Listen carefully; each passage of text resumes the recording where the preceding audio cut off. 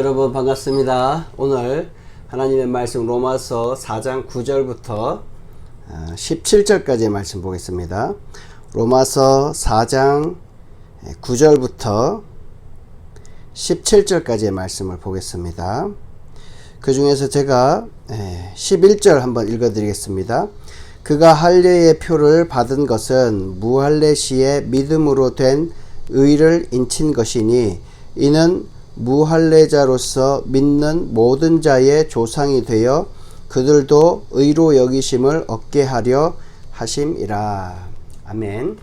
오늘 어제 로마서 4장 1절부터 8절까지는 아브라함이 하나님께로부터 의롭게 된 것, 그것이 바로 믿음 때문이다 라고 이렇게 말하고 있습니다. 그래서 창세기에 나와 있는 말씀 중에 창세기 15장 6절에 보면 하나님께서 아브라함이 하나님을 믿으니 하나님께서 그것을 의로 여기셨다 라는 문제를 가지고, 성경 구절을 가지고서 이렇게 아브라함이 의롭게 되는 것은 믿음 때문이다 라고 이렇게 말하고 있습니다. 그리고 오늘은 또 두 가지 논증을 아브라함에 대해서 더 하고 있는데요.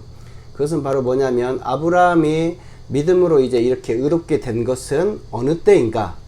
할례 받고 나서인가? 할례 받기 전인가? 당연히 할례 받기 전, 즉 무할례 시입니다.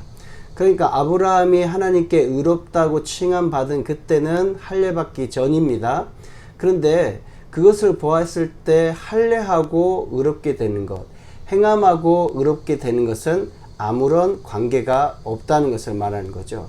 그래서 아브라함은 무할례 시에 하나님께 의로운 사람이다 라고 이렇게 부름받았다는 겁니다.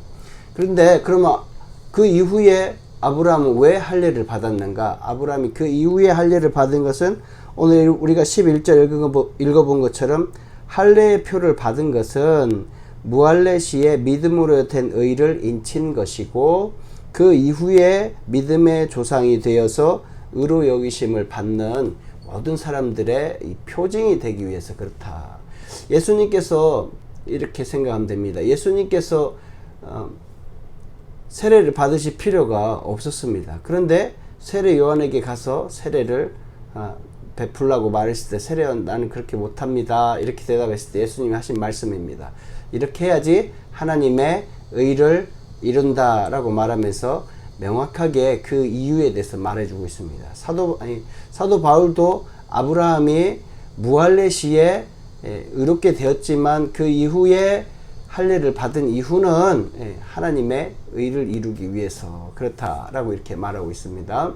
그래서 아브라함처럼 이렇게 무할례자들, 그러니까 이방인들이죠. 율법을 모르는 사람들이죠. 그런 사람들도 충분히 믿음으로써 의롭게 될 수 있다.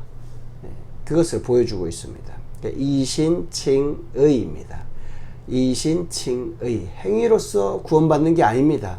믿음으로써 구원받은 거죠.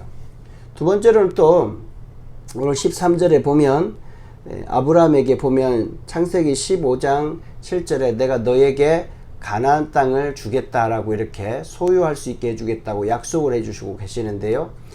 그 가나안 땅이 이제 후대로 지나면서 유대인들이 조금 더 확대해서 가나안 땅이 이제 온 세상을 말하게 됐습니다. 그래서 유대인들은 온 세상을 상속자로 받았다라고 이렇게 말하는데요.